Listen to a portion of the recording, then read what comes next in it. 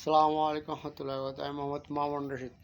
আমি ক্যামেরাম্যান রাখি না গেলে জানেন, যদি আবার অনেক সময় অনেক মানে ক্লোজ হয়ে একজনে এক বন্ধু কইলো যে আমি একটু ধরি, আপনার একটা ভিডিও করেন, সেটা সেটা তো বন্ধুত্বের খাতিরে সেটা তো ক্লোজভাবে সবাই রাখে, দেখেন যে রাখতো এটা তো সবাই রাখে, এটা তো আমি রাখি।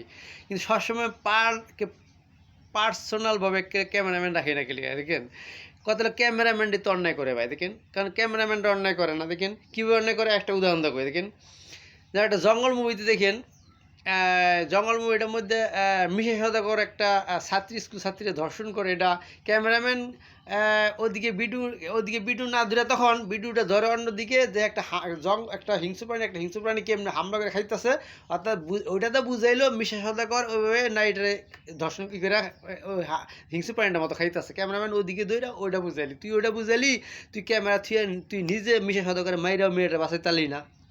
ক্যামেরাম্যান নিজে অন্যায় করছে না, তা দেখেন এই যে নায়ক এনে সামনে না, তুই নিজে তুই ক্যামেরা ধরে গেলে, তুই তোর সামনে অন্যায় দিলে, তুই অন্যায়টা প্রতিবাদ করলি না কে? এই জন্য আমি ক্যামেরাম্যান রাখি না, ঠিক আছে না? আল্লাহ হাফেজ, একটু জাস্ট উদাহরণ, ঠিক আছে না? আল্লাহ হাফেজ, আসসালামু আলাইকুম রহমতুল্লাহ।